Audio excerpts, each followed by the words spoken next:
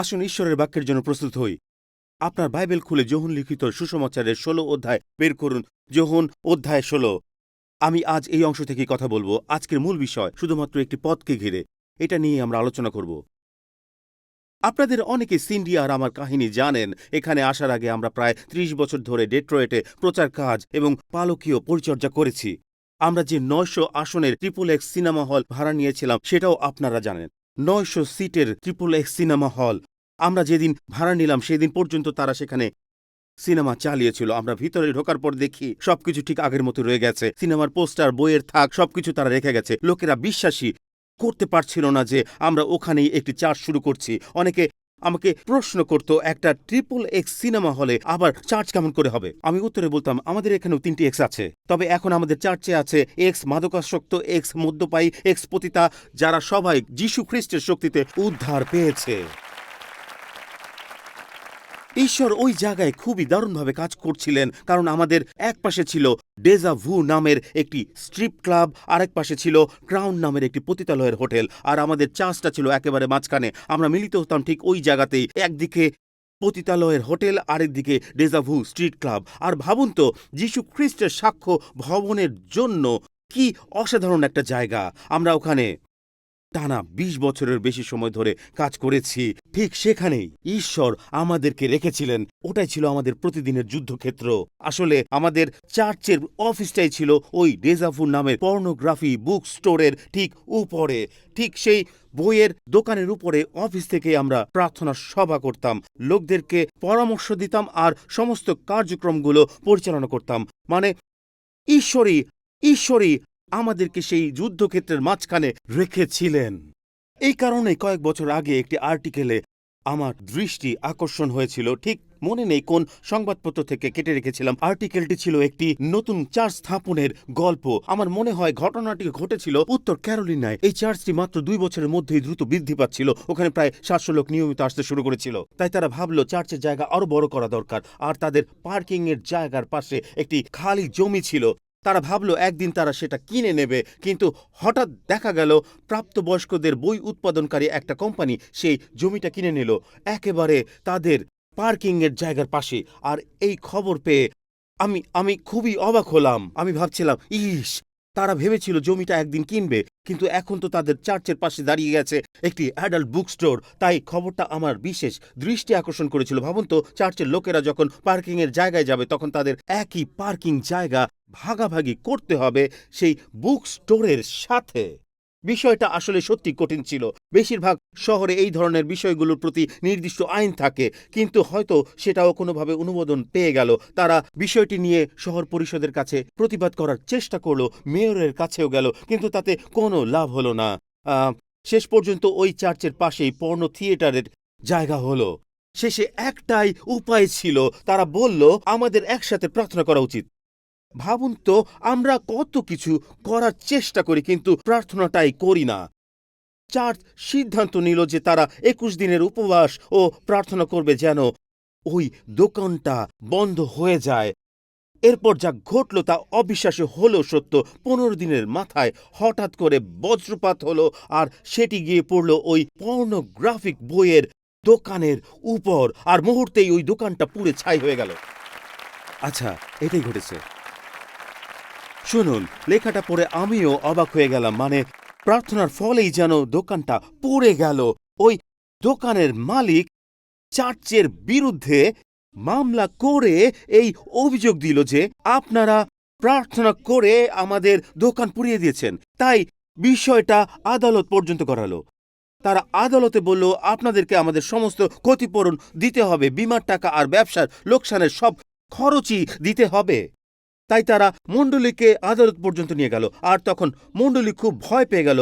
আদালতে একদিকে বিপক্ষের আইনজীবীরা দাঁড়িয়ে বলছিল, মাননীয় বিচারক, আমরা এই চার্চের বিরুদ্ধে মামলা করেছি। এরা এলিয়ের মতো প্রার্থনা করেছে, আর সেই কারণেই হঠাৎ করে আকাশ থেকে বজ্রপাত এসে আমাদের দোকান জ্বালিয়ে পুড়িয়ে ছাই করে দিয়েছে। আর অন্য পক্ষের লোকেরা বলছে এটা তো আমাদের দোষ নয়, এটা তো প্রাকৃতিক ব্যাপার, বজ্রপাত হয়েছে। আমি একটা ব্যক্তিগত কথা বলি। ধরুন যদি আমাদের ক্ষেত্রে এমন হতো যে আমরা প্রার্থনা করলাম আর হঠাৎ করে কোনো মাদকদ্রব্য বিক্রির দোকান বজ্রপাতে পুড়ে ছাই হয়ে গেল, আর তারা এসে যদি বলতো এটা আপনাদের প্রার্থনার কারণে হয়েছে, আমি বলতাম মামলা মোকদ্দমা যা খুশি করো, যাও আমাকে মামলা দাও। আমি এটাই বলতাম, আমি শুধু রেকর্ডের জন্য এটা বলতাম। কিন্তু এইসব ঘটনার মধ্যে আপনাকে একটা জিনিস বুঝতে হবে। একদিকে প্রসিকিউটর বলছে ওরা প্রার্থনা করেছে এবং দোকান পুড়ে গেছে, আর চার্চের পক্ষ বলছে এটা আমাদের দোষ না, আমরা কিছুই করিনি, কোনো কিছুই করিনি, আমরা তো শুধু প্রার্থনা করছিলাম। সত্যি যে বজ্রপাত হবে আমরা তা বুঝতে পারিনি, আর এভাবেই একের পর এক কথা চলছিল। কিন্তু এই সম্পূর্ণ ঘটনায় বিচারকের কথাটাই সবচেয়ে সুন্দর ছিল। তিনি বললেন, অদ্ভুত ব্যাপার, আজকাল দেখছি পর্নোগ্রাফি ব্যবসার লোকেরাও প্রার্থনায় বিশ্বাস করে, আর মণ্ডলী নিজেদের প্রার্থনার উপরই বিশ্বাস রাখতে পারছে না। আজ রাতে আমি এখানে দাঁড়িয়ে বলছি আমি প্রার্থনায় বিশ্বাসী। আমি বিশ্বাস করি যে ঈশ্বর প্রার্থনার উত্তর দানকারী। দ্রুত প্রার্থনার উত্তর আসা কতটা চমৎকার, তাই না? প্রার্থনা শুরু করার পরপরই ঈশ্বর হঠাৎ করে উত্তর দিলেন। এটা দারুণ ব্যাপার। ভাবুন তো, আজ আপনি এখানে বসে আছেন, আপনাদের মধ্যে কেউ হয়তো একজন ব্যবসায়ী, আবার কেউ হয়তো কোনো কোম্পানির অংশীদার, কেউ হয়তো কিছুটা সমস্যার মধ্যেও আছেন। আপনি শুধু বলছেন, হে ঈশ্বর, আমাদের আর্থিক সাহায্য দরকার, আমাদের অর্থ দরকার। হয়তো অনেক একাকী মা আছেন যারা সংসার চালানোর জন্য লড়াই করে যাচ্ছেন, তিনিও হয়তো এই প্রার্থনা করছেন যে সংসারে আর্থিক সাহায্য দরকার। যদি প্রভুকে বলেন তুমি কি তা জোগাবে, কিছুক্ষণ পর বাইরে বেরিয়ে দেখলেন যে টাকার বস্তা নিয়ে একজন আপনাকে বলছে, আপনি কি এটা খুঁজছিলেন? কত ভালো হতো, তাই না? বা ধরুন আপনি সিঙ্গেল একজন মেয়ে প্রার্থনা করছেন, প্রভু সময় হয়ে গেছে, আমি বিয়ে করতে চাই। কিছুক্ষণ হাঁটার পর পিছনে তাকে আপনি দেখলেন যে একজন পুরুষ দেয়ালে হেলান দিয়ে আছে, আপনার দিকে তাকিয়ে সে বলল, কেমন আছেন? আর তখনই আপনি ভাবলেন যে আরে এটা তো অসাধারণ ব্যাপার, ঈশ্বর সত্যি কাজ করছেন। সবকিছু যদি এতই দ্রুত হয় তাহলে তবে সেটাই তো আমার চার্চ হবে, কত না ভালো হতো। কিন্তু কতজন জানেন যে সবসময় প্রার্থনা এবং উত্তর দ্রুত আসে না? এটা সবসময় হয় না। আমি আপনাদের যিশুর কথাগুলো বলতে চাই, কারণ যিশু যা বলেছেন তা আমাদের জন্য গুরুত্বপূর্ণ এবং আমি মনে করি সেখানে কিছু আছে। আজ রাতে আমি আপনাদের কাছে শুধু একটা পদ পাঠ করতে চাই। সত্যি এই প্রার্থনার কোনো উত্তর আসেনি। যিশু কঠিন সময়ে এই কথাগুলো বলেছেন, আর সেটা হলো উপর তলার আলোচনা। বিষয়টি যোহন 14 থেকে 16 পর্যন্ত, যোহন 14, 15 এবং 16 অধ্যায়ে উপরতলার আলোচনা আছে।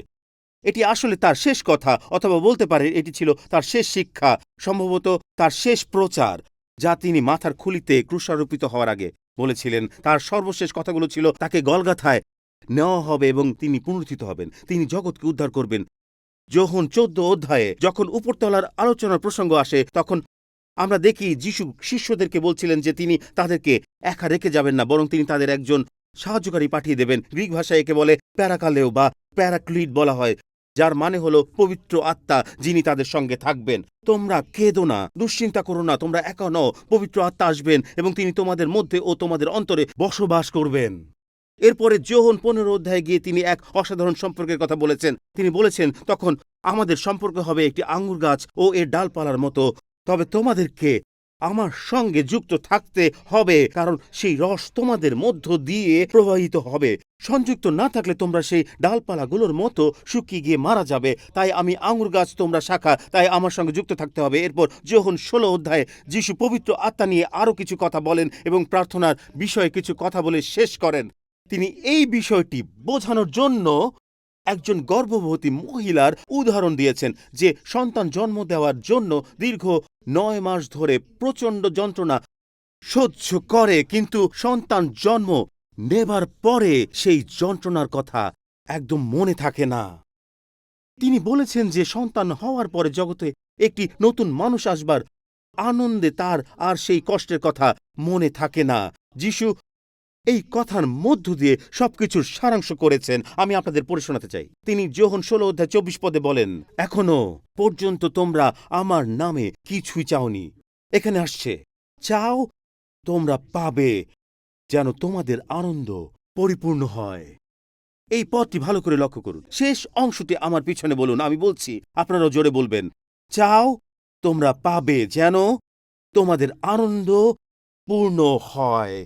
এই পদটি পড়তে মাত্র কয়েক সেকেন্ড লাগে, কিন্তু কতজনই বা এই পদটি জানে? বা পড়া তো কয়েক সেকেন্ডের ব্যাপার, এর চেয়ে চাওয়া এবং পাওয়ার সময়কালটা হয়তো 3 বছর হতে পারে, আবার 10 বছরও লেগে যেতে পারে। 15 বছর ধরে হয়তো অনেক কিছু চেয়েছি এবং এরপরেও হয়তো কিছুই ঘটেনি। চাওয়াটা চাওয়াটা খুব সহজ ব্যাপার, কিন্তু কিছু পেলে খুব আনন্দ এবং উত্তেজনা কাজ করে। কিন্তু চাওয়া এবং পাওয়ার মাঝখানে যে ব্যবধানটা আছে, সেটাই হচ্ছে কঠিন জায়গা। চাইলে ভালোই লাগে, আর পেলে খুব উত্তেজনা কাজ করে। ব্যবধানের এই সময়টা বিভ্রান্তিকর হতে পারে। এই সময়টাই সমস্যার কারণ হয়। আমরা সবাই জীবনের কোনো না কোনো সময়ে চেয়েছি, কিন্তু অনেকেরই হয়তো প্রাপ্তির অভিজ্ঞতা নেই। আর তখনই আমরা সেটার উত্তর খুঁজতে থাকি, কারণ এই সময়টাই আমাদের মনে গণ্ডগোল তৈরি করে। এটা ঈশ্বরের প্রতি রাগ তৈরি করতে পারে, হতাশ করতে পারে, আশাহীনতা আর বিভ্রান্তিতে ফেলতে পারে। এটা গত সপ্তাহের আলোচনার মতো এই সময়টা নাস্তিকতার কারণ হতে পারে। কারণ ব্যাপারটা এমন হয় যে আমরা আগে থেকেই কিছু একটা ভেবে রাখি, আর মনে হয় যে ওইভাবেই সবকিছু হওয়া উচিত। অন্যদিকে ঈশ্বরের পরিকল্পনা থাকে ভিন্ন। আর সেটাই মূলত ঘটে। এখানেই আসে বিভ্রান্তি, কারণ অনেক সময় আমরা সত্যিকারের প্রার্থনা করি না, বরং ওগুলো আমাদের ভেবে নেওয়া বিষয়গুলো দ্বারা নিয়ন্ত্রিত কিছু প্রত্যাশা। আমরা তখন এইভাবে প্রার্থনা করি যে, প্রভু, আমি চাই তুমি এই রকম করে দাও, আর তোমার ইচ্ছা পূর্ণ হোক। বলার বদলে আমরা তখন বলি, আমার ইচ্ছা পূর্ণ হোক। আর সেখানেই আমরা সমস্যায় পড়ি, কারণ ব্যবধানের এই সময়ে আমাদের ও ঈশ্বরের দুইটি সাংঘর্ষিক পরিকল্পনা তৈরি হয়, আর সেখান থেকেই দোটানার সৃষ্টি হয়। এবার আমি আপনাদের কিছুক্ষণের জন্য আমার জীবনের গল্প শোনাতে চাই। হয়তো আজ রাতে আমি চাওয়া ও পাওয়ার মাঝখানের এই বিভ্রান্তিটা কিছুটা হলেও দূর করতে পারব। আজ আপনারা এখানে আছেন, আমার ধারণা আপনাদের অনেকেই হয়তো এখন চাওয়া ও পাওয়ার মাঝামাঝি জায়গায় আছেন। আর এই জায়গাটির কারণেই আমাকে প্রার্থনার সিরিজের কয়েক মিনিট কথা বলতে হবে, কারণ ঈশ্বর আমাকে এর মধ্য দিয়েই প্রথমে নিয়ে এসেছিলেন। আমাদের প্রত্যেকেই একসময় অনেক প্রার্থনা করেছি। একটা সময় আমরা ঈশ্বরের কাছে অলৌকিক কিছু চেয়েছি। আমরা যে দেশেরই হই না কেন, আমরা প্রত্যেকেই একটা সময় এরকম পরিস্থিতির মধ্য দিয়ে গেছি। হয়তো আপনি ঈশ্বরকে কিছু করার জন্য বলেছেন, কিন্তু চাওয়া ও পাওয়ার মাঝামাঝি থাকার সময় আপনি তখন কি করেন? আর আজ রাতে আমি আপনাদের শুধু দুটি দিক দেখাতে চাই। এটা বইয়ের সাথে এক ধরনের বাড়তি অংশের মতো। আমি কি এটা শুধু লিখবো নাকি বলবো তা নিয়ে খুব সিদ্ধান্তহীনতায় ছিলাম, কিন্তু পরবর্তীতে আমি এটা বলার সিদ্ধান্ত নিয়েছি। তাই আমি আপনাদের সঙ্গে কথা বলতে চাই। আমার দুটি পয়েন্ট আছে। প্রথমটা আপনার সম্পর্কে, আর দ্বিতীয়টা বিশ্বাস করুন বা না করুন ঈশ্বর সম্পর্কে। আমি মনে করি যে আমাদের ঈশ্বর সম্পর্কে আরো জানা দরকার। তাই প্রথমে আমরা আপনারটা দেখব এবং পরে ঈশ্বরের বিষয়টা দেখব। আমি চাই আপনি এই দুটি পয়েন্ট লিখে রাখুন। এই হলো সেই দুটি বিষয়। তারপর আমি আপনাদের বলবো, চাওয়া আর পাওয়ার মাঝামাঝি সময়ে ঈশ্বরই আমাকে সঠিক পথের দিক নির্দেশনা দিয়েছেন। নর্থ ক্যারোলিনার চার্চের ক্ষেত্রে চাওয়া আর পাওয়ার মধ্যে মাত্র 15 দিনের ব্যবধান ছিল, কিন্তু আপনাদের মধ্যে কেউ কেউ এখানে আছেন যাদের জন্য এই ব্যবধানটি 15 বছর ধরে চলমান, আর এই সময়টাতেই ঈশ্বর আমাকে সাহায্য করেছেন। শুরু করছি। প্রথমত, আমি আপনাদের সঙ্গে আপনাদের বিষয়ে কথা বলতে চাই। আমি যা শিখেছি সেটাই এখন বলবো। প্রথমত, যখন আপনি কিছু চাইছেন, আপনি যে সেটা পাবেন তা নয়, বরং সেই সময়ের অভিজ্ঞতা আপনার চাওয়া বিষয়টির জন্য প্রস্তুত করে। আবার বলি, কারণ এটা আপনাদের বোঝা দরকার। যখন আপনি বলেন, ঈশ্বর আমার এটা প্রয়োজন, ঈশ্বর স্বামী চাই, আমার গাড়ি প্রয়োজন, ঈশ্বর একটি চাকরি প্রয়োজন, ঈশ্বর আমাকে সেই গাড়িতে পৌঁছে দাও, আপনি যা চাইছেন সেটাই যে পাবেন তা নয়, কিন্তু চাওয়ার জিনিসটা পেতে যে যাত্রার মধ্যে দিয়ে যেতে হয়, সেটাই আসল বিষয়। এবার লক্ষ্য করুন, ঈশ্বরের প্রতি এই হতাশা আমাদের ভুল দিকে নিয়ে যায়। কারণ দেরিটা ঈশ্বরের নয়, আমাদের। এই দেরিটা হলো যাত্রার দীর্ঘতা। কেন? কারণ ঈশ্বর কখনো আপনাকে এমন কিছু দেবেন না যার জন্য আপনি প্রস্তুত নন। ঈশ্বর একজন পিতা। ভালো করে লক্ষ্য করুন, তিনি আপনাকে এমন কোনো পদ বা জিনিস দেবেন না যা আপনি নিজের কোনো অভিজ্ঞতা বা অপরিপক্কতার কারণে হারিয়ে ফেলবেন। আমি এটা আবার বলি, আজ রাতে এইখানে যারা আছে তারা হয়তো সহজেই বুঝতে পারছে, তাই হয় আপনি নোট নিচ্ছেন, নয়তো রাগ করছেন। ঠিক আছে, আমি আবারও বলতে চাই, ঈশ্বর হলেন বাবার মতো। তিনি আপনাকে এমন কোনো পদ বা জিনিস দেবেন না যা আপনি নিজের অপরিপক্কতার কারণে হারিয়ে ফেলবেন। না হলে তো নিজেরই ক্ষতি। তাই যখন আপনি চাইবেন, আমি বুঝতে পারছি আপনি যা পাবেন সেটা কোনো বস্তু হবে না, বরং একটা যাত্রা হবে যা আপনাকে চাওয়ার জিনিসটা পাওয়ার জন্য তৈরি করবে। কিছু প্রাপ্তির আগে আপনি সবসময় যাত্রা বা অভিজ্ঞতাটাই আগে পাবেন। এটাই ভুল ধারণা। আমি চাইবো এবং তার সবই পাবো, আর এর চেয়ে মিথ্যা আর হয় না।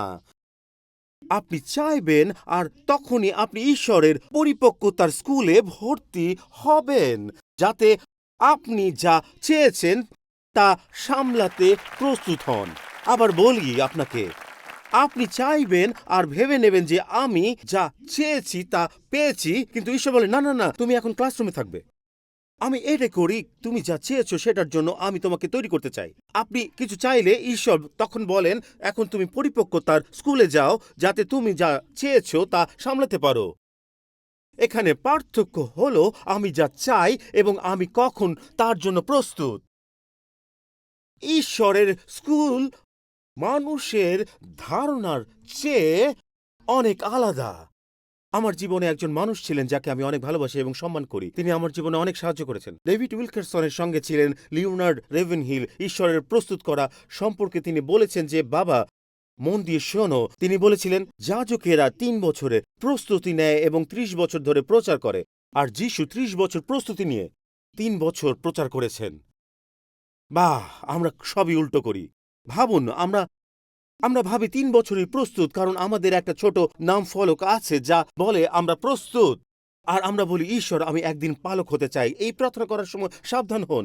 আমি পরিচর্যা ক্ষেত্রে কাজ করতে চাই, কারণ যখন সেটা ঘটে তখন ঈশ্বর আপনাকে ৩০ বছর ধরে কিছু একটা করার জন্য প্রস্তুত করতে পারেন। শুনুন, আমি কখনোই ভাবিনি যে ঈশ্বর ৪ বছর আগে পাস্টর কার্টারের হৃদয়ে আমাকে স্থাপন করবেন, কিন্তু এখানে আসার আগে আমি ৩৮ বছর ধরে পরিচর্যা কাজ করেছি। যদি ঈশ্বর বলতেন আমি তোমাকে ৩৮ বছর ধরে প্রস্তুত করব এবং তারপর তোমাকে নিউ ইয়র্কে পাঠাবো, তখন আমি হয়তো বলতাম আমি অন্য কাউকে খুঁজে নেব। ৩৮ বছর, ৩৮ বছরে এটার জন্য প্রস্তুতি কিভাবে? কিভাবে? আমি বলছি ঈশ্বর তুমি কি করছো? এটা সেই ধরনের যাত্রা যার মধ্য দিয়ে ঈশ্বর আপনাকে নিয়ে যেতে চান। ঈশ্বরের পাঠ্যক্রমে আছে যে আপনাকে সামান্য ব্যাপারে বিশ্বস্ত হতে হবে, যাতে আপনাকে বড় দায়িত্ব দেওয়া যায়। এটাই ঈশ্বরের পাঠ্যক্রম। বা আমার বন্ধুর বলা একটা কথা শুনুন, সে আমাকে এই কথা বলেছিল, লিখে নিন, বড় দরজা ছোট খিলান দিয়ে খোলে। দরজা তখনই খোলে যখন আপনি ছোট কাজগুলো সঠিকভাবে করেন। এর মানে ঈশ্বর সবসময় ছোট ছোট ব্যাপারগুলোর দিকে নজর রাখেন, যাতে সেগুলো সঠিকভাবে ঘটে। আপনার কথা রাখতে হবে, কর দিতে হবে। আপনি হয়তো ভাবেন কর দেওয়া, না না না না, এটা কিভাবে সম্ভব? এমন করলে দরজাটাই তো বন্ধ হয়ে যাবে। সত্যি তাই, কারণ যিশু কর দিয়েছেন। তাহলে আসুন এই বিষয়টা আর না তুলি, এটা নিয়ে অন্য কোনো সিরিজে কথা হবে। তো ঈশ্বর যদি আপনাকে বাইবেলের দ্বিতীয় দীর্ঘতম ভাষণ দিতে বলতেন, যা পর্বতে দত্ত উপদেশের পরে স্থান পাবে, তখন কিভাবে প্রস্তুতি নেবেন? ও নতুন নিয়মের দ্বিতীয় দীর্ঘতম ভাষণ দেওয়ার জন্য ঈশ্বর আপনাকে কিভাবে প্রস্তুত করবেন? চিন্তা করুন, কিভাবে করতেন? বর্তমান যুগে বিষয়টা এমন হতো যে আপনি এমডি ডিগ্রি নিতে হবে, অথবা বাইবেল স্কুলে যেতে হবে, অথবা অভিষেক নিয়ে এরপর সবকিছু করতে হবে। আর এই লোকটি ছিল স্টিফান, যার বিষয়ে প্রেরিত ৭ম অধ্যায় বলা হয়েছে, যেটি বাইবেলের দ্বিতীয় দীর্ঘতম ভাষণ। এবং ঈশ্বর যা বলেন তা হল, মাইক্রোফোনে প্রচার করার আগে তুমি বিধবাদের খাওয়ার মাধ্যমে পরিচর্যা করবে। তিনি বলেন আমি তোমাকে বিধবাদের সেবা করার জন্য প্রস্তুত করব। বন্ধুরা, আমি চাই আপনি এই ব্যাপারটা নিয়ে কিছুক্ষণ চিন্তা করুন।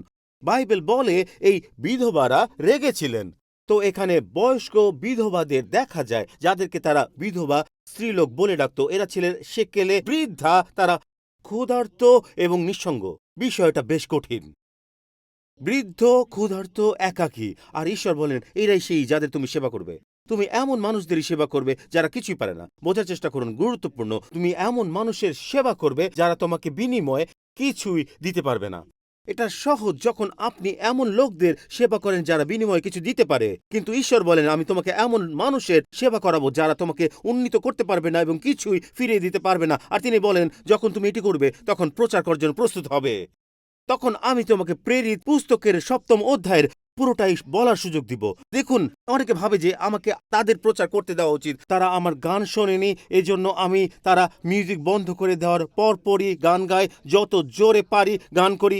তারা আমার গান শুনবে ও আমরা তোমাকে শুনছি, তাহলে যখন আমি ওই পর্যায়ে যাব তখন আমি সবকিছু করে ফেলবো। কিন্তু তারা আমাকে আশার হয়ে উঠতে দেখেছে, আমি শুধু লোকদের শুভেচ্ছা দেব, তারা জানে না। তাহলে ওই ছোট কাজটির প্রতি বিশ্বস্ত থাকো। যদি তুমি গান গাইতে পারো তাহলে তাদের মধ্যে গাও, তাদেরকে বসতে সাহায্য করো। মহান মোদের ঈশ্বর, গাও গাও, তারপর পুরোটুকু গাও। কারণ যদি আপনার কাছে উপহার থাকে তাহলে আপনার মঞ্চের প্রয়োজন নেই। যদি আপনার মধ্যে কিছু থাকে তাহলে আপনার মাইক্রোফোনের দরকার নেই। আপনি শুধু বলুন, ঈশ্বর তারা আমাকে যেখানেই রাখুক সেখানেই সেবা করব। যদি বলেন আমি একজন আরাধনাকারী, তাহলে ৫১তম ব্রডওয়েতে আরাধনা নেতৃত্ব দিন।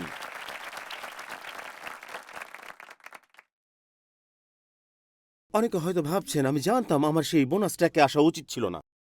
বোনাস তো কিছুই না। জোসেফের ক্ষেত্রে কি হবে? জোসেফের বিষয় কি? কিভাবে একজন ১৭ বছর বয়সী শিশুকে প্রস্তুত করবেন, যাকে আপনি একটি স্বপ্ন দিয়ে বলেছিলেন তুমি পৃথিবীর দ্বিতীয় দায়িত্বপ্রাপ্ত ব্যক্তি হতে চলেছ?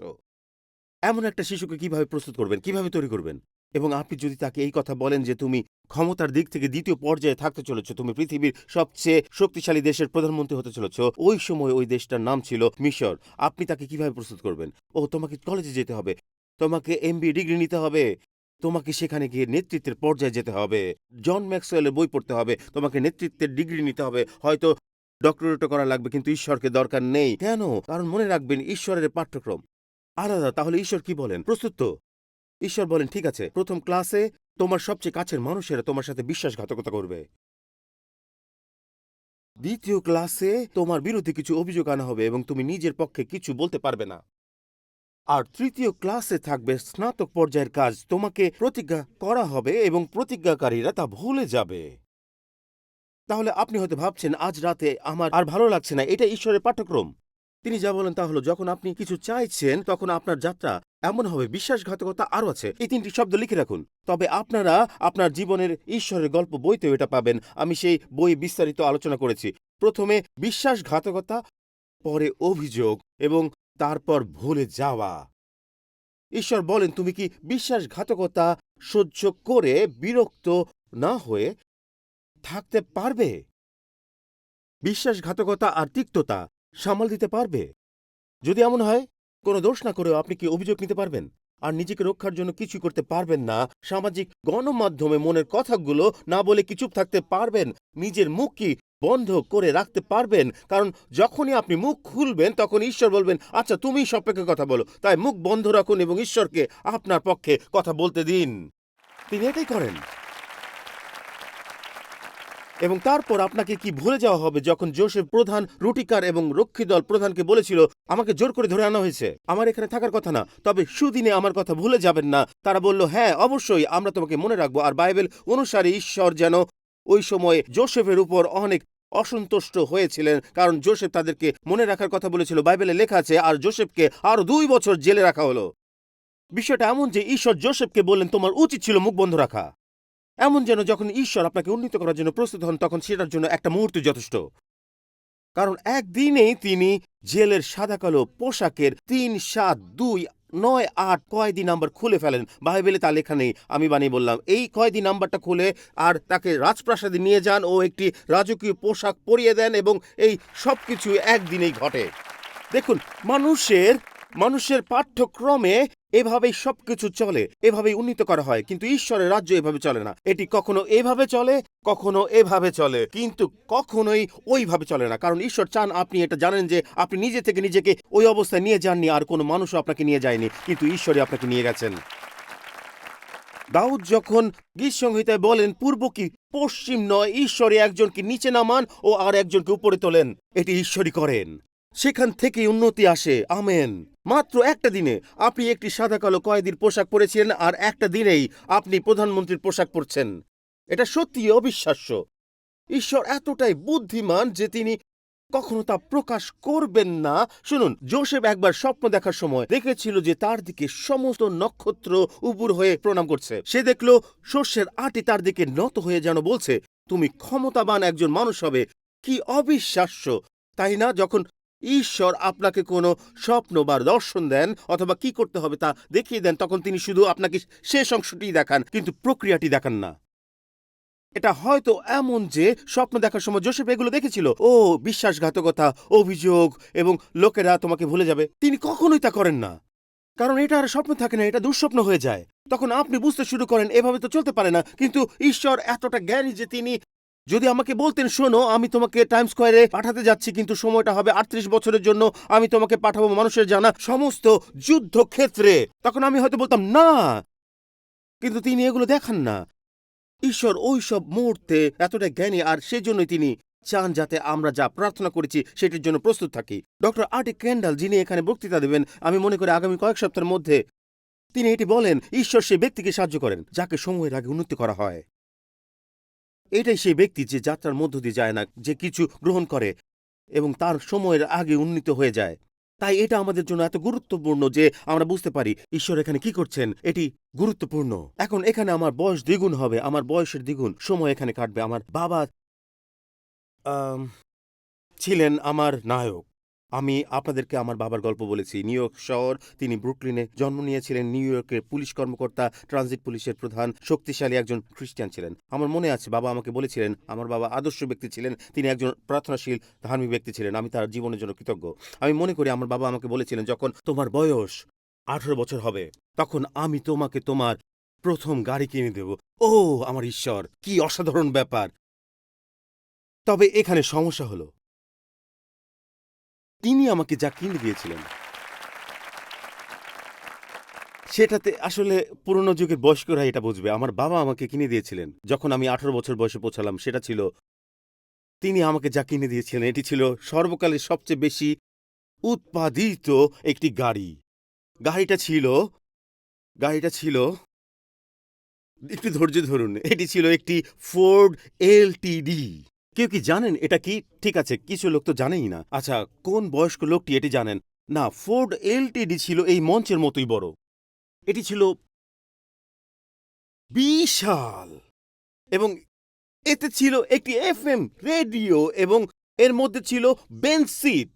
আপনাদের কি বেঞ্চ সিটের কথা মনে আছে, যেখানে বসে সবাই একসাথে ঝাঁকি খেত, আর কেউ ঝাঁকি থেকে বেঁচে গেলে এক কোনায় চলে যেত, আর আপনি বলতেন হ্যাঁ এসো সবাই এক হই, তাই আপনাকে উঠে বসার জন্য চেষ্টা করতে হতো, আর বাবা আমাকে এটাই কিনে দিলেন। মাঝে মধ্যে আমি ভাবি আমি 33 বছর বয়সের আগে বিয়ে করিনি, আর সম্ভবত তার কারণ ছিল এই এলটিডি।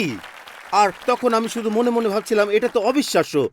এটি ছিল একটি এলটিডি যার পাশেই ছিল প্যানেলিং। বিষয়টা ভয়ানক ছিল, মানে ওটা এমন ছিল যে 2টি পার্কিং এর জায়গা দখল করত। এই বিষয়টা পাগলামির মতো, একেবারে পাগলামির মতো ছিল। বাবা আমাকে একটি এলটিডি দিয়েছিলেন। এবার হলো দ্বিতীয় বিষয়টি, যেটা আমি মনে মনে চেয়েছিলাম। তখন আমি আত্মায় কেমন অনুভব করেছিলাম তা বলতে চাই। মনে হচ্ছিল আমি যেটা চাইছিলাম সেটা তার দেওয়া উচিত ছিল। 70-এর দশকে একটি সিনেমা বের হয়েছিল, এর নাম ছিল স্মোকি অ্যান্ড দ্য ব্যান্ডিট। আপনার মনোযোগ আপনি হারাবেন না। এটা ছিল বার্ট রেনল্ডসের একটা সিনেমা, এবং সে একটা পন্টিয়াক ট্রান্স অ্যাম চালাচ্ছিল। গাড়ির ছাদটা খোলা, পিছনে স্পয়লার, এবং সামনের দিকে একটা বিশাল বিশাল পাখি। আর আমি ভাবছিলাম ওটাই সেই গাড়ি যা ঈশ্বর আমার জন্য নির্ধারণ করে রেখেছেন। ওটাই সেই গাড়ি যা তিনি আমার পরিচর্যা ক্ষেত্রে চান। ওই গাড়িটা যেন অভিষিক্ত ছিল। এখানে ঈশ্বর আমাকে আহ্বান করেছিলেন, আমি এমনটা অনুভব করছিলাম। কিন্তু এখানে পাগলামির বিষয়টা হলো, তুমি আমাকে একটি ট্রান্স এএম কেন দাওনি? কেন আমাকে একটি এলটিডি দিলে? ট্রান্স এএম না দিয়ে, ঠিক আছে এটি আসছে, আমার পিতা আমাকে গাড়ি কিনে দেননি, তিনি আমাকে একটি পরিপক্কতার যাত্রা কিনে দিচ্ছিলেন। তিনি যা বলছিলেন তা হলো, কেন আমি তোমাকে সেটা দেব যদি তুমি এলটিডির তেল এবং সমস্ত পার্কিং টিকিটের খরচ না দিতে পারো? তখন গাড়িটা দুটো জায়গা নিয়ে পার্ক করতে হবে। কেন তুমি যদি এলটিডি খরচ না চালাতে পারো, তাহলে কেন আমি তোমাকে ট্রান্স এম কিনে দেব? দেখুন, আপনার যা আছে সেটার প্রতি দায়িত্বশীল হতে শুরু করুন, আপনার চাওয়া জিনিসটাকে পাবার আগে।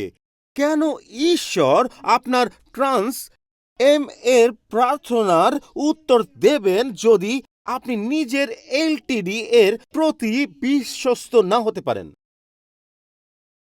আপনাদের অনেকে ভাবছেন এখন মনে হচ্ছে যে আজ রাতে আসাই উচিত হয়নি। শুনুন, আমরা অনেক কিছু চাই, এবং ঈশ্বর বলেন তোমার এলটিডির প্রতি শুধু বিশ্বস্ত থাকো।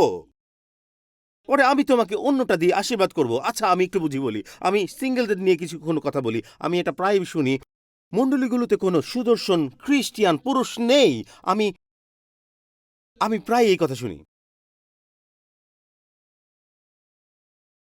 আমি এটা নিয়ে কিছুক্ষণ কথা বলতে চাই। আমি বলতে চাই, ঠিক আছে, আমি বলতে চাই ঈশ্বর এক মুহূর্তে আপনার পরিস্থিতি পরিবর্তন করতে পারেন।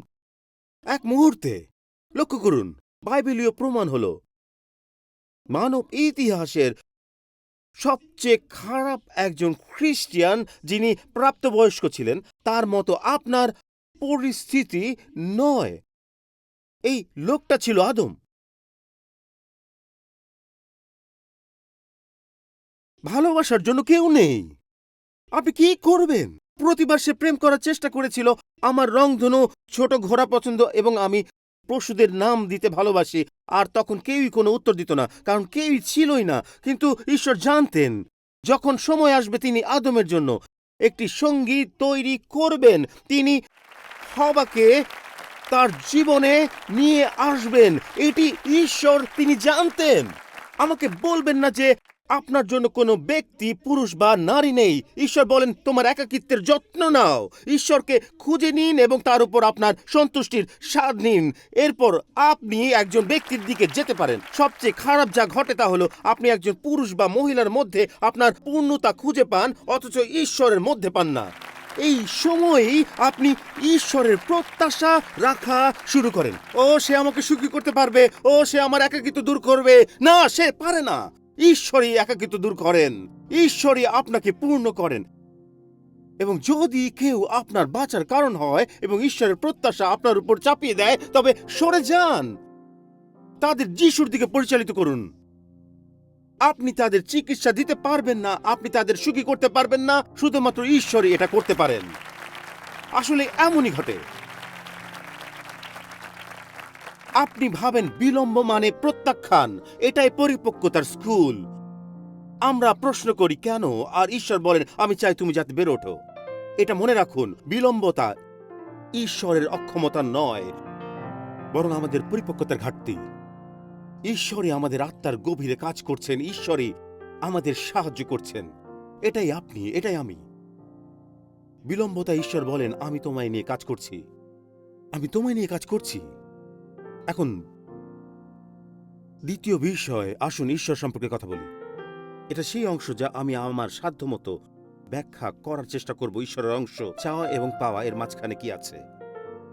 প্রথম বিষয় হলো আপনি প্রার্থনা করেন এবং ঈশ্বর আপনাকে বিষয়টি দেন না, তিনি আপনাকে এই যাত্রা দেন যা আপনাকে পরিপক্ক করে তোলে, যাতে আপনি বিষয়টা পেতে প্রস্তুত হন। কিন্তু এখানে আমি ঈশ্বর সম্পর্কে যা শিখেছি তা হলো দ্বিতীয় বিষয়, আপনি একটি প্রার্থনা করলে ঈশ্বর 10,000 কাজ করেন।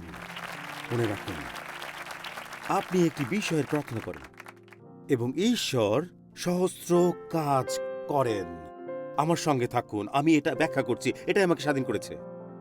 সহস্র বিষয়ের সঙ্গতি ও সমন্বয় করাই ঈশ্বরের কাজ। এটা সবকিছু সমন্বিত ও একত্রিত রাখার কাজ। আমরা জানি না যে ঈশ্বর কিভাবে আপনার প্রার্থনার উত্তর দেন। তিনি 10,000 বিষয়ে কাজ করতে শুরু করেন যখন আপনি শুধু বলছেন আমার একজন স্বামী চাই, আমার ওটা চাই, একটা বৃত্তি চাই, আমার অর্থ চাই। তিনি সহস্র বিষয়কে একসাথে কাজ করান। অনেক বছর আগে একটা সিনেমা ছিল, আর যার নাম ছিল ব্রুস অলমাইটি। মর্গান ফ্রিম্যান ঈশ্বরের চরিত্রে ছিলেন। জিম ক্যারি হলো তথাকথিত একজন বিশ্বাসী যাকে কিছু দিনের জন্য ঈশ্বর হতে দেয়া হয়। পরে সে বুঝতে পারে যে ঈশ্বর হওয়াটা কত কঠিন।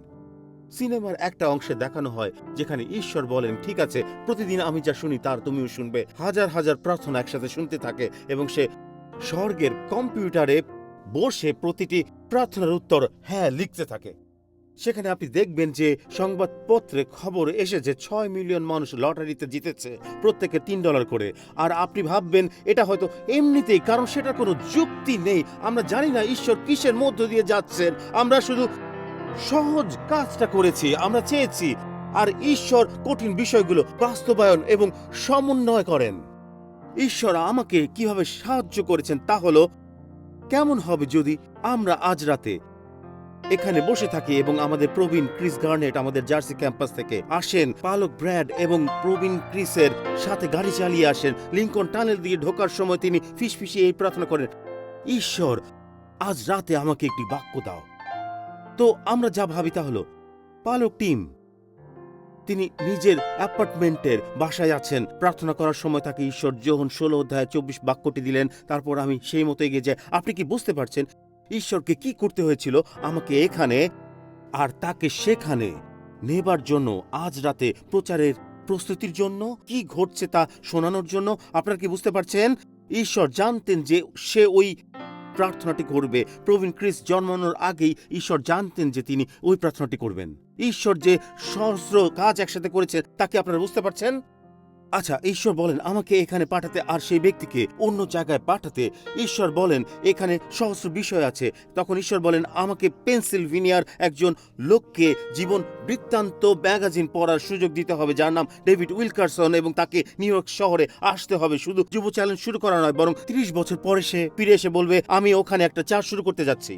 তিনি নিউ ইয়র্ক শহরে একটি গির্জা শুরু করলেন, কিন্তু এর মাঝখানে তাকে একটি উপায় বের করতে হতো যাতে তিনি নিউ ইয়র্ক শহরের পল ডিলেনা নামের একজন পুলিশকে ডেভিড উইলকারসনের সাথে ব্রুকলিন নিউ ইয়র্কে সাক্ষাৎ করতে পারেন, আর তারা দুজন আলোচনা করবে এবং যুব চ্যালেঞ্জ শুরু করবেন। এবং এর মধ্যেকার সময়টা তারা বুঝতেই পারবে না সেই পল ডিলেনার একটা ছেলে হবে যে পরে জন্মগ্রহণ করবে এবং তারও পরিচর্যার দিকে আহ্বান থাকবে, কারণ সে আজ রাতে একটি বাক্য চাইছে। তাই এটা করতে হলে ঈশ্বরকে ডেভিড উইলকারসন এবং পল ডিলেনাকে একত্রিত করতে হবে এবং একটি ছেলে দিতে হবে।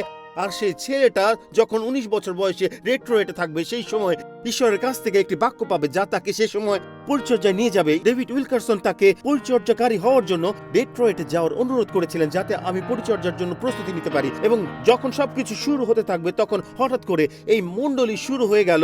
তাই প্রবীণ ক্রিস হয়তো এখানে বসে থাকতে পারেন এবং আজ রাতে ওই বাক্য শুনতে পারেন, কিন্তু সবকিছুর মধ্যে ঈশ্বর আমাকে 38 বছর ধরে পরিচর্যা করিয়েছিলেন।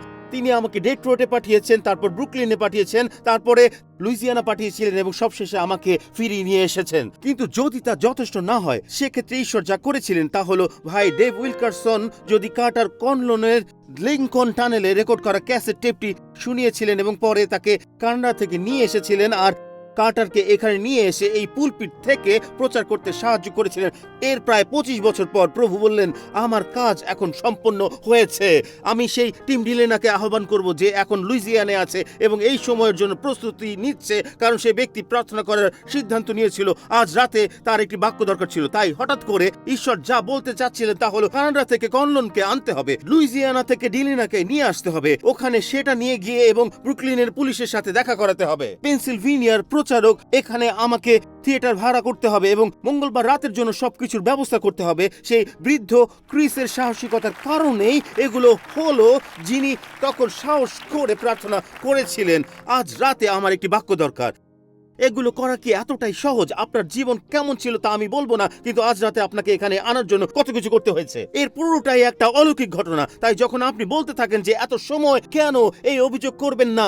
আপনার আনন্দ করা উচিত যে ঈশ্বর সক্ষম সহস্র বিষয়কে কার্যকর করতে। এটি আপনি মনে রাখবেন।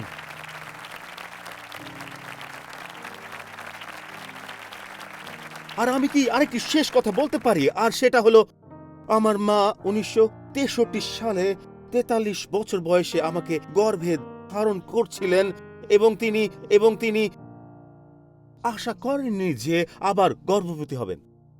আর হঠাৎ আমার একজন ভাই যে আমার থেকে 10 বছরের বড়, একজন বোন আছে যে আমার থেকে 15 বছর বড়, আর এবং সেই মুহূর্তে যখন আমার মা 43 বছর বয়সে 1963 সালে জানতে পারলেন যে তিনি গর্ভবতী, তিনি আর সন্তান চাননি।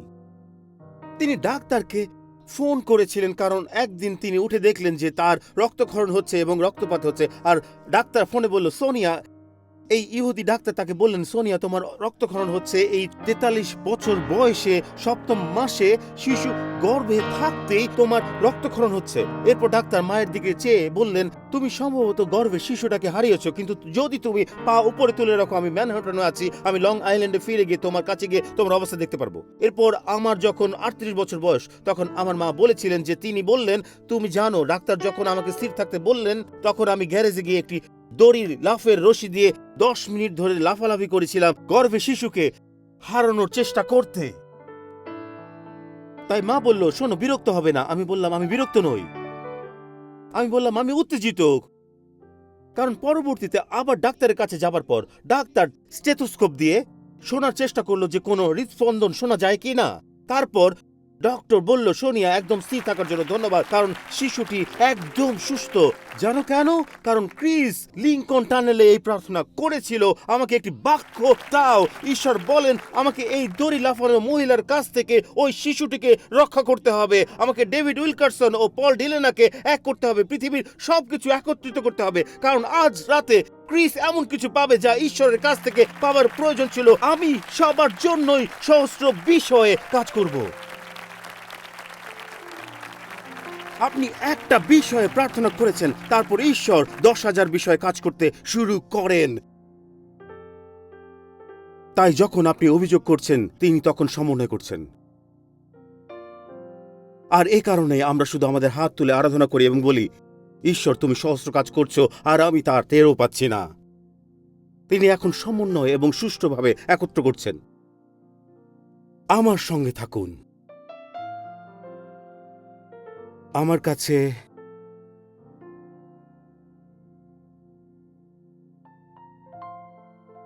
আমার লাইব্রেরিতে হাজার হাজার বই ছিল। আমরা সেগুলোকে সম্মেলনে পাঠিয়েছি শিক্ষার্থীদের জন্য, যাতে ওই বইগুলো পড়ে তারা উপকৃত হতে পারে। আমি সব মিলিয়ে 5টা বইও পড়িনি, কিন্তু যেগুলো পড়েছি সেগুলো পড়ে কেঁদেছি। একটা বই যেটা শুধু বললেই আপনারা বুঝতে পারবেন। যখন আমি এই বইটা পড়ছিলাম, সেখানে বেশ কিছু পৃষ্ঠা ছিল যেগুলো পড়লে আপনি সত্যি তা স্পষ্ট বুঝতে পারবেন। আমি বইটি পড়ে শুধু কেঁদেছি, ভাবছিলাম এটা অবিশ্বাস্য। আমি বিষয়টা বিশ্বাস করতে পারছিলাম না। এটি একটি বই ছিল যা 1700 শতকে লেখা হয়েছিল। মনে হয় ওটা 1600 শতকে হতে পারে।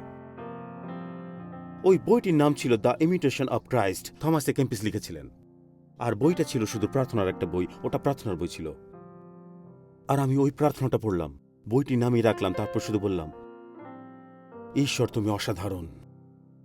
প্রার্থনাটা ছিল এমন, আমি এটা আপনাদের শিখিয়ে দিব। এবং তিনি শুধু এটুকু বললেন, এটা দেখুন, প্রভু, তুমি আমার পক্ষে যা করো তা আমি তোমার জন্য পারি না।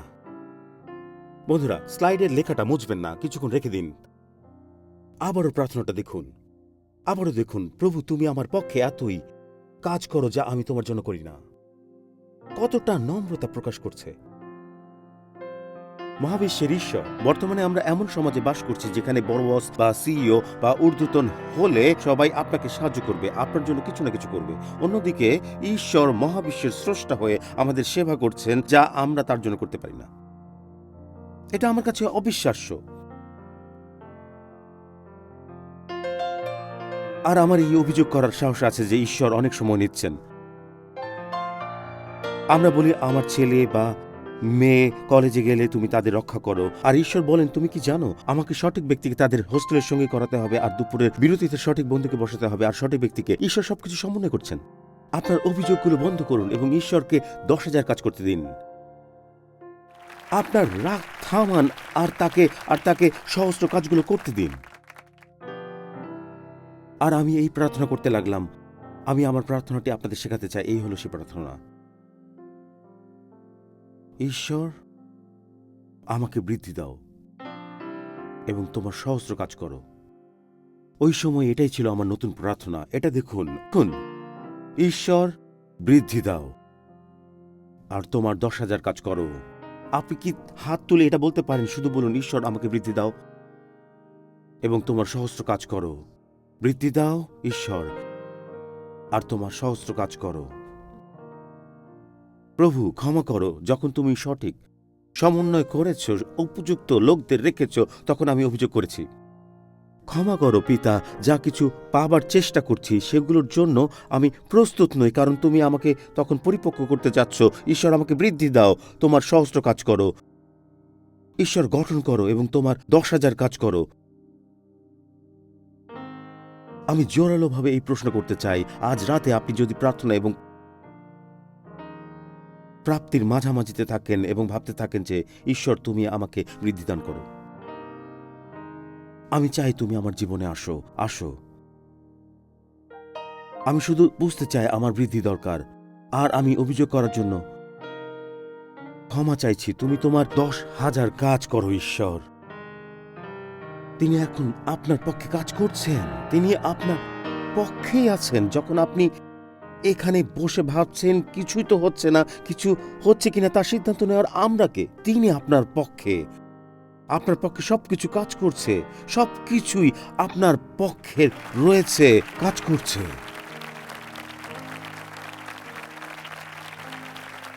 কিছুক্ষণের জন্য আমি চাই এই বেদিটা নতুনীকরণ ও প্রস্তুতির এক স্থান হয়। আমি বিশ্বাস করি যে তুমি সহস্র কাজ করছো। হয়তো কেউ এখানে আসতে পারেন, শুধু বলুন ঈশ্বর আমায় ক্ষমা করো, কারণ আমি রেগে গিয়েছিলাম। আপনি এখন চাওয়া ও পাওয়ার মাঝামাঝিতে আছেন, আর পুনরায় নতুন হওয়ার জন্য আপনার এই কথা বলা দরকার, ঈশ্বর আমি এই পরিপক্কতার যাত্রায় তোমাকে নির্ভর করি। আমার বিশ্বাস তুমি যেখানে আছো সেখানে থেকেই সহস্র কাজ করছো। আপনি হয়তো ভাবছেন এইটি আমার জন্য একটি নতুন সূচনা। আমি অভিযোগ করছিলাম, কিন্তু এটা আমার জন্য নতুন একটি শুরু। আপনি চাওয়া এবং পাওয়ার মাঝে কতজন? আপনি চাওয়া এবং পাওয়ার মাঝামাঝি আছেন? কতজন প্রার্থনা এবং প্রাপ্তির মাঝামাঝি আছেন? আমি সেখানে আছি। এখান থেকেই নতুন সূচনা হোক। শুধু এটাকে নতুন এক প্রার্থনায় রূপান্তরিত হতে দিন। আপনি যদি ভাবেন আজ রাতে, আজকে থেকে আজ আবারও শুরু করব, আমাকে বৃদ্ধি দাও এবং 10,000 কাজ বাস্তবায়ন করো। আপনি যদি এই পর্যায়ে থাকেন, নিজের চেয়ার থেকে উঠুন এবং দ্রুত বলুন, ঈশ্বর আমার জন্য এটি রূপান্তরকারী মুহূর্ত। এটা আমার জন্য একটি নতুন শুরু, একটি নতুন সূচনা। ঈশ্বর অনেক অভিযোগ করেছি, তোমার প্রতি রেগে গিয়েছি, কিন্তু আজ রাতে আমি নতুনভাবে শুরু করতে চাই। দ্রুত দ্রুত আসুন, আপনি আসুন, এই গান গাইতে গাইতে আসুন। ধন্যবাদ ঈশ্বর।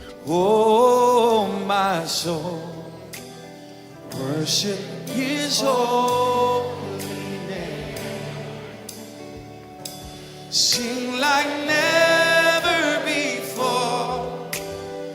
Oh, my soul, I worship Your holy name.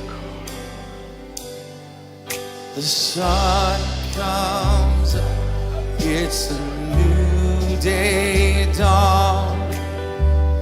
It's time to sing your song again. Whatever may pass and whatever lies before me, let me be singing with the people. আসুন একসাথে সবাই গাই, ধন্য হোক প্রভুর নাম। Times square church. Bless the Lord, oh my soul. যিশু।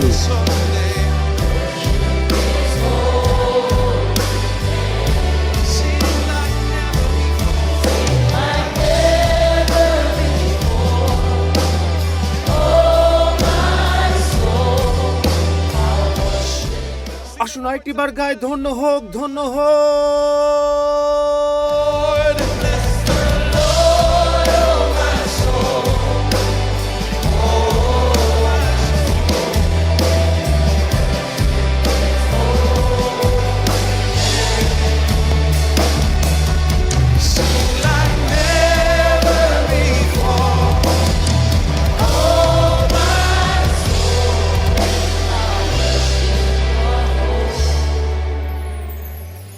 Hallelujah. শব্দগুলো কি ফিসফিস করে বলবেন? কিছুক্ষণের জন্য আপনার হাত তুলুন। ঈশ্বর আমাকে বৃদ্ধি করো, তাকে বলুন, এবং তোমার সহস্র কাজ করো। আবার বলুন, ঈশ্বর আমাকে বৃদ্ধি করো এবং তোমার 10,000 কাজ করো। শুধু তোমার সহস্র কাজ করো। এবং আমরা কি সেই প্রার্থনাটি ফিসফিসিয়ে বলতে পারি, যেটা আমি শিখিয়েছিলাম? শুধু এই কথা বলুন হৃদয়ের নম্রতা থেকে। আপনি কি বলতে পারেন, ঈশ্বর তুমি আমার পক্ষে যা করো তা আমি তোমার জন্য করি না? এটা ধরে রাখুন শক্ত করে। আবার বলুন, কারণ এটা খুবই গুরুত্বপূর্ণ, বিষয়টা গুরুতর।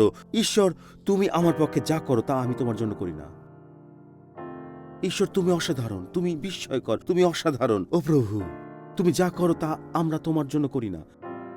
কত অসাধারণ তুমি। তাই আজ এই রাত শুধু অনুতাপের জন্য নয়, বরং একটি প্রত্যাশার রাত। ও প্রভু, আমরা কোথায় আছি তা জানার জন্য তুমি আমাদের মধ্যে কিছু করছো। যারা এই বেদিতে আছে এক মুহূর্তের জন্য আমার দিকে তাকান। আজ আমি যা দেখছিলাম সেটা আপনাদের বলি। আমার মতে প্রথমবার চাওয়া এবং পাওয়াটা পুরাতন নিয়মে দেখা যায়। আদি পুস্তক 15 অধ্যায়ে পুরাতন নিয়মে অব্রাহাম বলেছেন এই প্রতিজ্ঞা কিভাবে পূর্ণ হবে, আর ঈশ্বর বলেন আমি তোমাকে একটি পুত্র দেব। আপনারা প্রস্তুত তো? সে বলল আমি পুত্র সন্তান চাই। সেই পুত্র আদি পুস্তক 21 আগে আসেনি। আপনারা প্রস্তুত তো? 15 বছর পরে।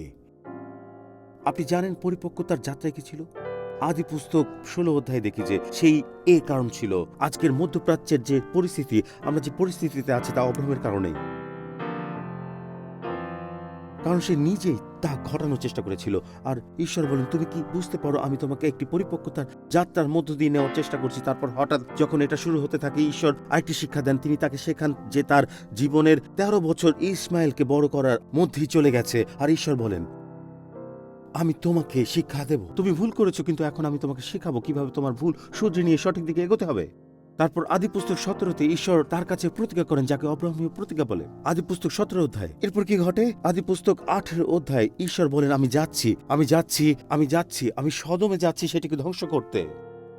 ঈশ্বর বলেন আমি তোমাকে মধ্যস্থতাকারী হয়ে উঠতে সাহায্য করব, কিন্তু আমি এই সবকিছুর মাঝখানে আছি। আমি সারাকে একটি পুত্র সন্তান দেব। কিন্তু পরে আদি পুস্তক 20 অধ্যায় সে আবার সারা অর্থাৎ তার স্ত্রীকে নিয়ে মিথ্যা বলে, যেটা তিনি 25 বছর আগে করেছিলেন। আমি বিপদে পড়তে চাই না, তাই বলবো যে সারা আমার বোন এবং ফরন তাকে নিয়ে যাবে। আর বিষয়টা অবিশ্বাস্য, অবিশ্বাস্য।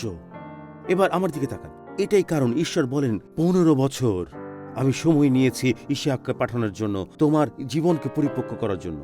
তাই যখন তুমি আমার প্রতি রেগে যাচ্ছ, তখন তুমি সদ্য পিতা হয়ে একই রকমের কাজ করছো। আমি তোমাকে এর মধ্যে পরিপক্ক করছি। ঈশ্বরের উপর হতাশ হও না। বিষয়টি হলো আমাকে বৃদ্ধি করো এবং তোমার 10,000 কাজ করো। আমাকে বৃদ্ধি করো ঈশ্বর, আমাকে বৃদ্ধি দান করো এবং 10,000 কাজ করো। এটা তিনি করবেন। আর শুনুন, আমরা আজ রাতে এখান থেকে যাওয়ার আগে আমি এক ধরনের প্রার্থনা জানি যা যা তাৎক্ষণিক ঘটে। এখানে কোনো ব্যবধান নেই। আপনি জানেন সেটা কি? আমাকে বাঁচাও। এখানে কোনো সময়ের ফাঁক নেই। এটা ঈশ্বর বলছেন না তুমি আসলেই এটা প্রয়োজনীয় কিনা তা দেখব। ঈশ্বর বলছেন তুমি যদি আজ রাতে আমাকে তোমার জীবনে আসতে দাও, তোমার সাহায্য ছাড়া এটা পারবো না। শুধু বলো তোমাকে আমার জীবনে প্রয়োজন। ঈশ্বর বলেন তুমি আমাকে বাঁচাতে, ক্ষমা করতে বলেছো। ঈশ্বর বলেন এটা তাৎক্ষণিকভাবে ঘটে। আমি তোমাদের প্রতিশ্রুতি দিতে পারি যে কেউ প্রভুর নাম ধরে ডাকবে সে বাঁচবে। এটাই, ফাঁক নেই, কোনো ব্যবধান নেই। প্রার্থনা এবং প্রাপ্তির মাঝখানের ব্যবধানটি কি? আপনি বলবেন উদ্ধার করো, আর তা করা হলো। উদ্ধার করো, উদ্ধার করো।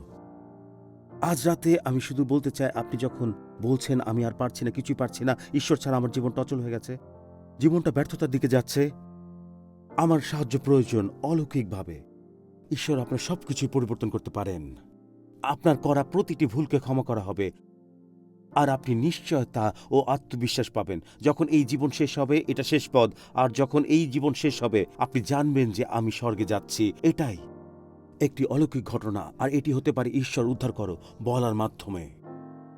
যদি আপনি আজ রাতে এখানে থাকেন, শুধু বলুন আমি চাই ঈশ্বর আমার জীবন পরিবর্তন করুন, আমি চাই তিনি আমাকে উদ্ধার করেন। চোখ খোলা রেখে মাথা উপরে রাখতে পারেন। যদি আজ রাতে আপনি বলেন হে ঈশ্বর আমাকে বাঁচাও, যদি বলেন পালক টিম আমি আমার জীবনে ঈশ্বরকে চাই, আপনার হাত তুলে ধরুন। শুধু আপনার হাত তুলুন, শুধু বলুন আমি চাই ঈশ্বর আমার জীবনে আসুন। হাতগুলো উঁচু করুন। হ্যাঁ হ্যাঁ হ্যাঁ হ্যাঁ হ্যাঁ হ্যাঁ হ্যাঁ হ্যাঁ হ্যাঁ হ্যাঁ হ্যাঁ হ্যাঁ হ্যাঁ পেয়েছি। ওই যে এই যে এই যে এই যে এখানে আপনাদের সবাইকে পেয়েছি। আমরা কি এটা করতে পারি? আমরা কি এটা করতে পারি? একটি প্রার্থনা আছে যা আমি সবসময় আপনাদের বলি, কিন্তু আজ রাতে সেটা বলবো না। আমি আপনাদের এই কথাগুলো বলবো, এইটুকুই। আমি চাই আপনারা তা করেন, আপনার হৃদয় থেকে করুন। আমি চাই আপনারা তা করেন। আমি চাই আপনি হাত তুলে ধরেন। হ্যাঁ এটাই আমি চাই। আপনি এই কথাগুলো বলুন, ঈশ্বর আমাকে উদ্ধার করো। আমেন। এতটুকুই। আমি বিশ্বাস করি যে ঈশ্বর মুহূর্তে তা করেন। তাহলে অন্য কথাগুলো কি হলো? প্রিয় প্রভু যিশু, সেগুলোর যথাযথতা আছে, কিন্তু আজ রাতে আমি শুধু চাই আপনি জানুন যে আপনি ডাকলেই ঈশ্বর উত্তর দিতে পারেন। তাই প্রভু যিশুর নামে পিতা, এখানে যারা আছেন তাদেরকে তুমি গ্রহণ করো। যারা প্রথমবারের মতো তাদের হৃদয় খ্রিস্টকে দিয়েছে এবং যারা ভাবছেন ঈশ্বর আমি হতাশ হয়ে গেছি, আর এই রাতে আমাদের বৃদ্ধি করো এবং আমাদের জীবনে তোমার 10,000 কাজ করো।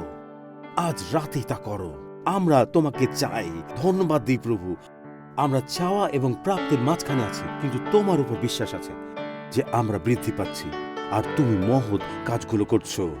যিশুর নামে চাই।